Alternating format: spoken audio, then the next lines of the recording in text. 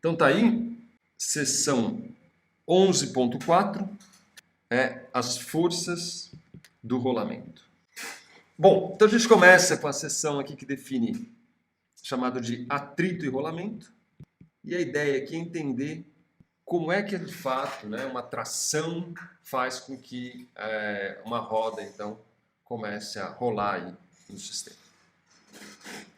Bom, se uma roda ela roda com uma certa velocidade constante e ela não tende a deslizar, então ela não está sujeita a uma força de atrito. Então, se uma roda ela rola com velocidade constante e ela não tende a deslizar, ela não está sujeita ali a uma força de atrito. Agora, se uma força começa a agir sobre ela, ou seja, você tende a mudar a velocidade de rotação dela, então age sobre a roda aí, a fim de aumentar ou diminuir a sua velocidade, uma força que produz então uma aceleração do centro de massa na direção do movimento. Então, para velocidade constante, se a velocidade é constante, isso implica que a aceleração do centro de massa é igual a zero, logo não há atrito.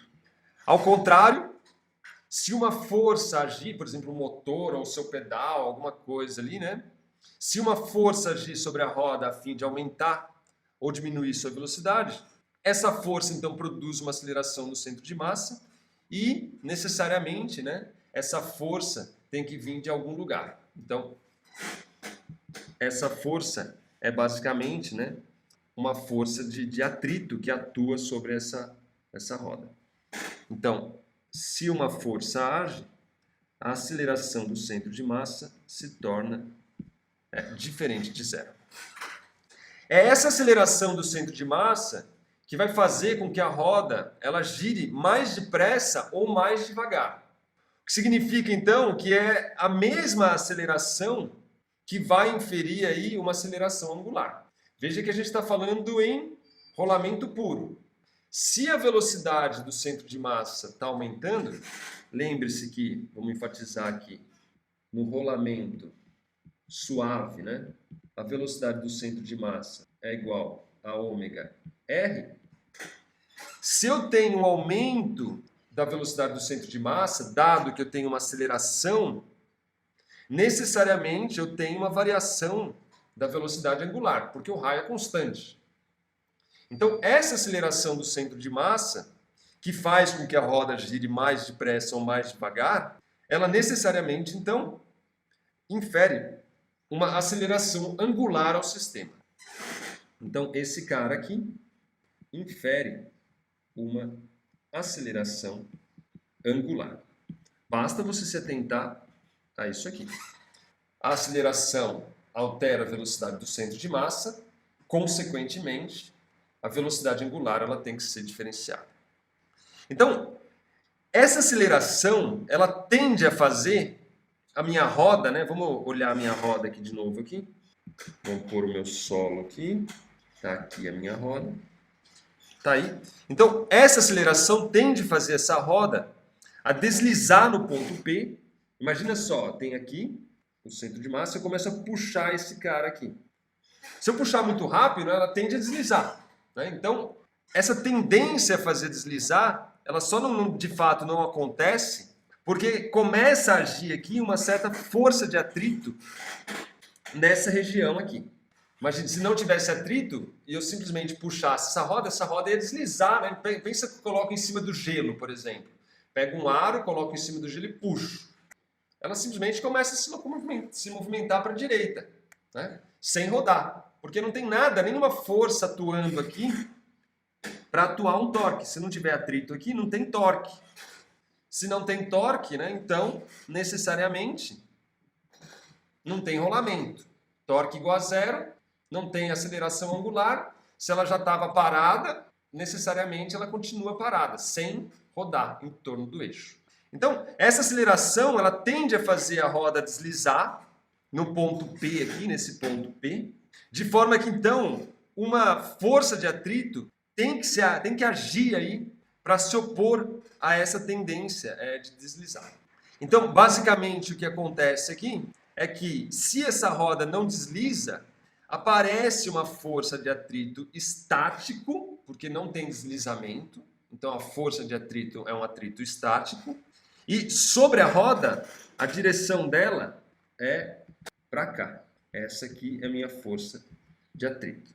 Por quê? Porque quando eu puxo aqui, ó, pensa, ó, a roda começando a rodar. Aqui, ó, começando a rodar aqui com uma certa velocidade.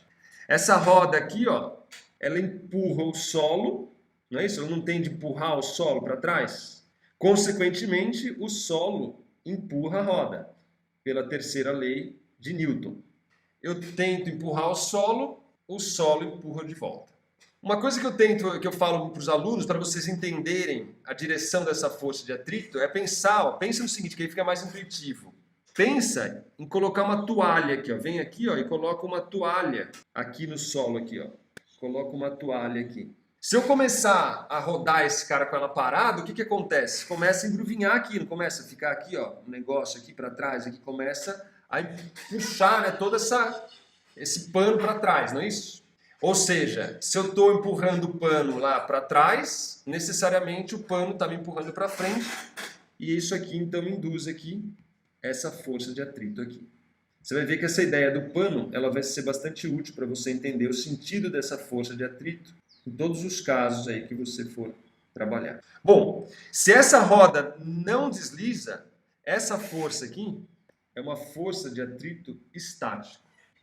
Isso aqui é se não deslizar, que é o que a gente está estudando, né? Em todos os casos aqui que a gente está trabalhando, a gente está falando em situações onde a roda não desliza. Então, se ela não desliza, aparece essa força de atrito estático. A relação entre a aceleração do centro de massa e a aceleração angular, que faz com que essa velocidade angular varie, não é tão difícil de calcular.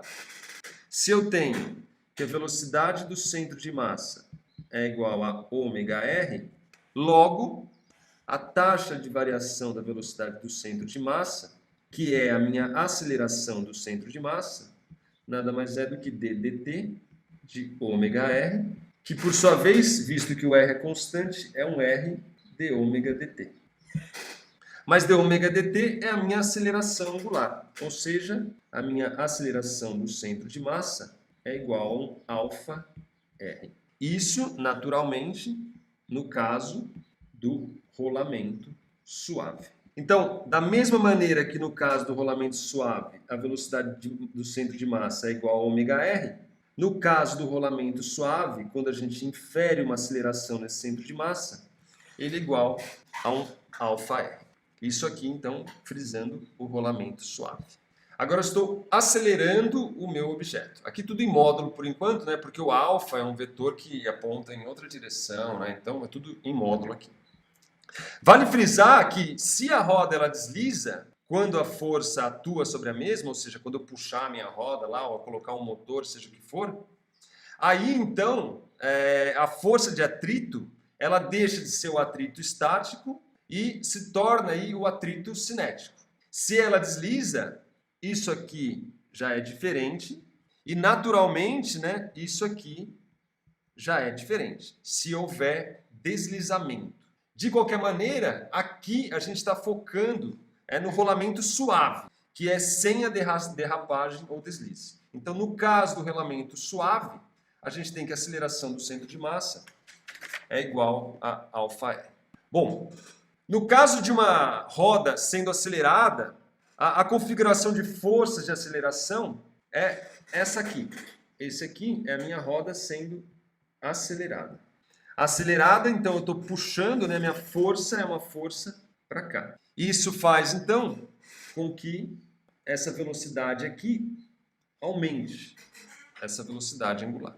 Agora, se ao contrário, eu pegar essa minha roda aqui, vamos pegar esses caras todos aqui, e desacelerar, começar a puxar então no sentido contrário aqui, ó, a minha aceleração do centro de massa, a minha roda ainda está rodando aqui, porque agora estou desacelerando, estou diminuindo a aceleração do centro de massa.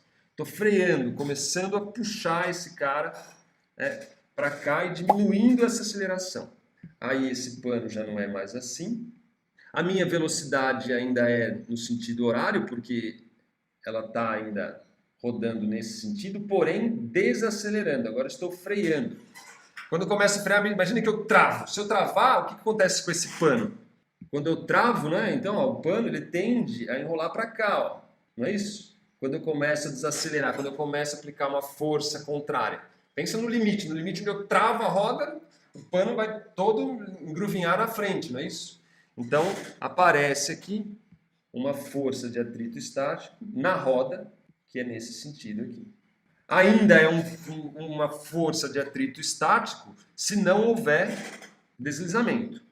Nesse caso aqui, a gente tem o nosso amigo desacelerado. Então, no caso acelerando, a velocidade é a mesma, mas ela começa a diminuir agora. Essa velocidade aqui, presente aqui, ela tende agora a ir diminuindo, né? Porque a aceleração é uma aceleração contrária ao movimento. A força de atrito agora também é numa situação contrária. Então, dado essas informações agora iniciais aí, vamos tentar entender o caso de uma roda que está rolando numa certa rampa. Dado todas essas informações, vamos para um caso um pouco mais concreto agora. Então, agora quem vai inferir essa aceleração é a própria força da gravidade. Então, eu vou colocá-la num plano inclinado e eu quero entender como fica essa dinâmica como um todo nesse caso. Então, o caso então, do plano inclinado. Então, eu tenho aqui um plano, está aqui, tem um ângulo θ aqui, e eu tenho a minha rodinha aqui, ó, rodando. Vamos dar um zoom aqui para melhorar um pouquinho, ficar um pouco mais fácil de enxergar. Tá aí. Bom, o que eu tenho atuando sobre ela? Nesse caso aqui, só tenho aqui atuando uma força da gravidade, que é uma força aí que é dada por mg.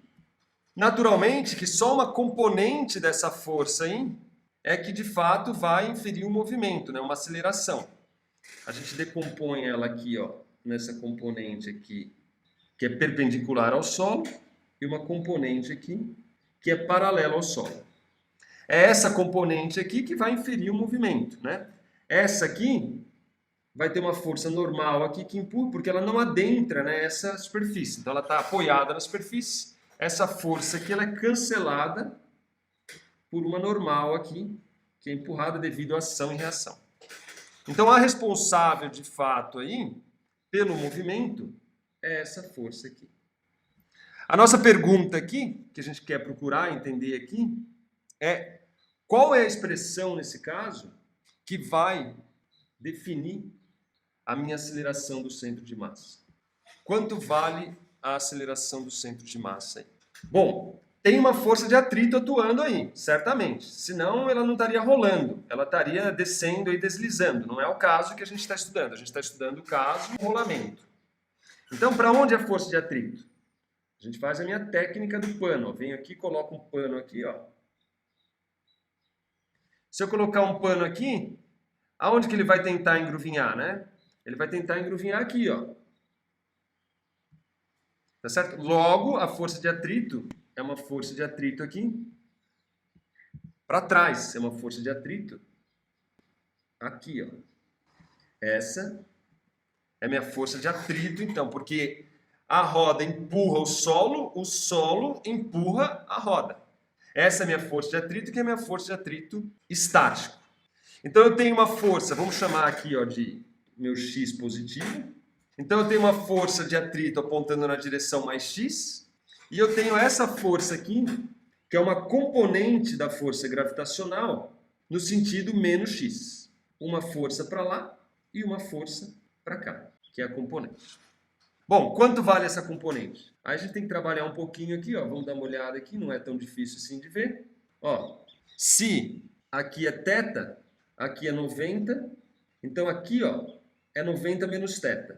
Se aqui é 90 menos θ, ó, aqui também é 90 menos θ. Então agora vamos olhar esse triângulo retângulo aqui, ó. Aqui é 90 menos θ, aqui é 90. Logo, esse ângulo aqui, ó, ele vale θ.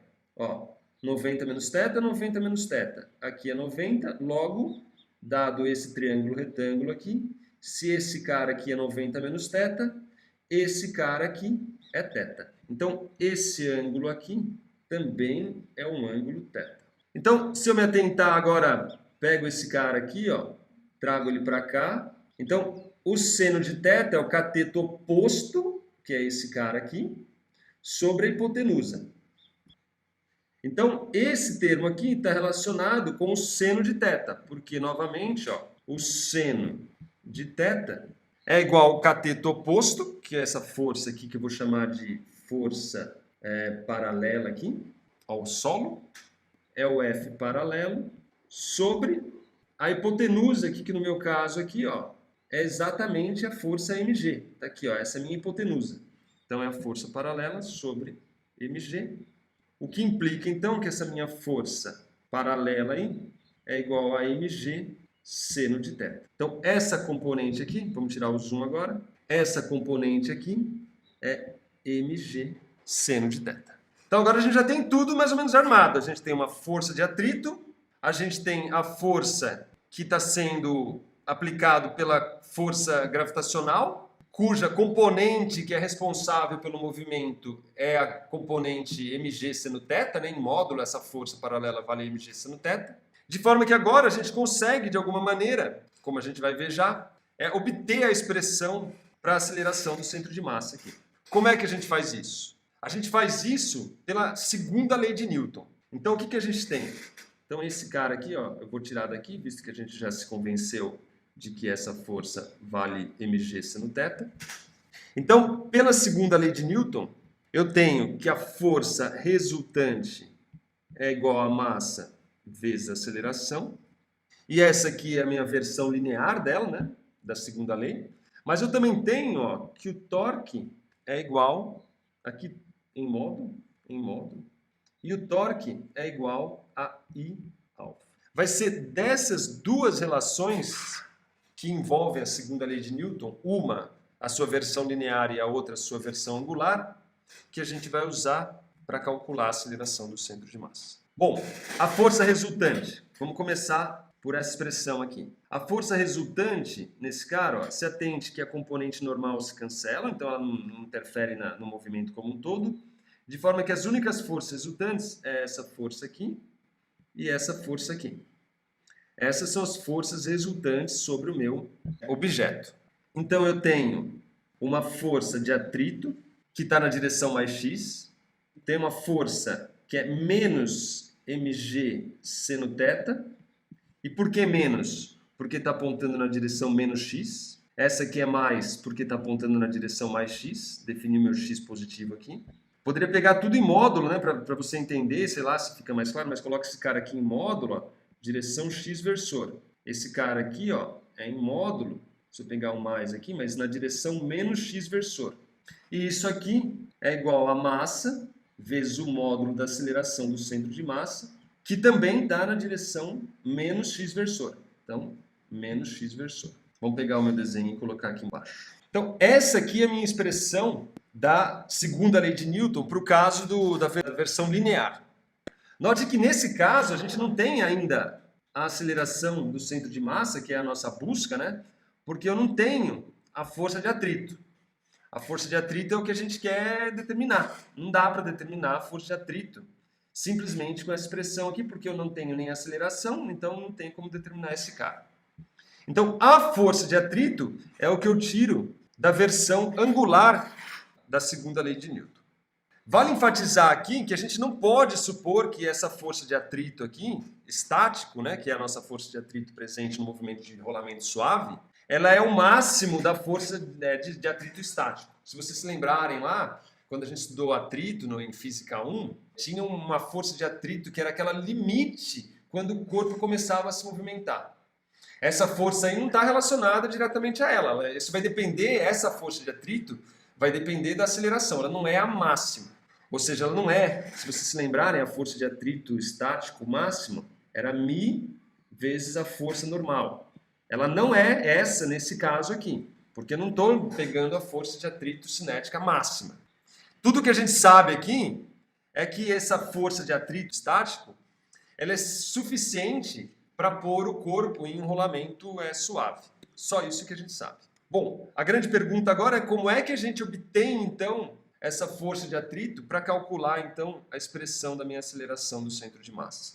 E a gente faz isso através do torque. Porque quem é, de fato, a força que infere um torque nesse objeto é única e exclusivamente a minha força de atrito. Essa força aqui, ó, que atua no centro de massa, ela está atuando no eixo. Então, ela não infere torque nenhum, porque o braço é igual a zero. Então, essa força aqui não infere nenhum torque. A força que é responsável pelo torque é essa força aqui, porque tem um braço aqui, ó, que é o meu braço R, e a força de atrito. Então, o meu torque em módulo aqui, ele é igual ao R vezes a minha força de atrito. E, além disso, a gente pode associar esse torque com o momento de inércia. Em termos do momento de inércia, ele é I alfa. Onde o alfa, como a gente viu agora há pouco, é igual à aceleração do centro de massa dividido pelo raio. Pois isso aqui sai do fato que a velocidade do centro de massa é igual a ômega-r, né? Quando a gente derivou aqui no tempo, a aceleração do centro de massa é igual a alfa-r, logo alfa é igual à aceleração do centro de massa sobre r. Bom, dado todo esse cenário agora, a gente tem quase tudo que a gente precisa. Na realidade, a gente já tem tudo, porque agora o meu objetivo é calcular a força de atrito. Mas eu tenho que a força de atrito é igual ao torque dividido por o raio. Ou seja, isso aqui é igual a I alfa, mais o alfa é a aceleração do centro de massa dividido pelo raio, ou seja, isso aqui é I, aceleração do centro de massa dividido pelo raio, o que implica então, ó, que a força de atrito ela é igual a I, a aceleração do centro de massa sobre o raio ao quadrado. Pronto! Agora tem tudo o que eu queria. Por quê? Porque agora eu escrevi a força de atrito em termos da aceleração. Quando eu faço isso, essa expressão agora fica só em termos da aceleração. Então, substituindo a força de atrito na minha expressão da segunda lei de Newton, então eu tenho... Agora eu vou tirar esse x versor, vou só manter o sinal. Eu tenho então, ó, I módulo da aceleração do centro de massa sobre r ao quadrado menos mg seno de θ é igual a menos a massa vezes a aceleração do centro de massa. Agora tudo fica mais fácil. Eu pego esse termo, somo dos dois lados aqui, ó, vou pegar e vou subtrair I módulo da aceleração do centro de massa desse lado aqui sobre r ao quadrado. E vou subtrair aqui I sobre r ao quadrado, aceleração do centro de massa. Simplesmente subtrair dos dois lados, né? Então, que é o equivalente a passar para o outro lado. Então, esse cara agora cancela aqui. Aqui, eu coloco a aceleração do centro de massa em evidência. Então, se eu colocar a aceleração do centro de massa em evidência aqui, eu vou ter o quê? Eu vou ter Emão mais I sobre r ao quadrado. Tenho menos aqui na frente, porque os dois têm menos, né? Tenho menos aqui e tenho menos aqui. E aqui fica a aceleração do centro de massa. Agora, esse menos aqui vai embora com esse menos aqui. De forma, então, que a minha aceleração do centro de massa ela é igual, então, a mg seno de θ dividido por Emão mais I dividido por r ao quadrado. Aqui ainda posso fazer alguma brincadeirinha para melhorar essa expressão. Multiplico aqui por m e divido aqui por m. Não muda nada, tá certo? Aí eu pego e coloco esse m em evidência, porque tem m aqui e tem m aqui. Então eu coloco em evidência aqui, ó. Entra ele aqui ele sai e vira 1, aqui ele sai. E agora eu consigo cancelar esse m aqui com esse m aqui, de forma que aqui é o módulo, né, da minha aceleração do centro de massa. Ela vale igual, então, a g seno de θ sobre 1 mais I sobre mr ao quadrado. Se eu tirar o módulo, né, eu sei que é na direção menos x versor. Então, aqui se vai o módulo, isso aqui na direção menos x vezes u. Então, essa é a aceleração do centro de massa. Ela vai depender do ângulo, né? Vai depender da minha abertura aqui, porque isso faz com que essa componente varie, ou seja, uma contribuição maior, vai ter uma força maior aqui, à medida que esse θ vai aumentando. Note que quando o θ aumenta, o seno de θ também aumenta, né? Ele vira 1 quando vale 90, então quanto mais você for aumentando o ângulo, maior fica esse valor, o seno de θ. E essa aceleração é quão maior, quão menor for esse termo aqui. Se você minimizar esse termo aqui, você maximiza a aceleração. Então, minimizar o momento de inércia do meu objeto faz com que a aceleração seja maior. O que é natural, né? Porque, veja só, o momento de inércia é exatamente a dificuldade que você tem para pôr o objeto para rodar. Se você diminui o momento de inércia, você tende a aumentar a aceleração do centro de massa. Fica mais fácil. A mesma força infere uma aceleração maior. A mesma força mg seno de θ infere uma aceleração maior se o momento de inércia for menor. Quanto menor o momento de inércia, maior a minha aceleração. E essa expressão ela é válida para qualquer rolamento suave. Qualquer rolamento suave, dado um plano inclinado θ com a horizontal, a minha aceleração é igual a essa aqui.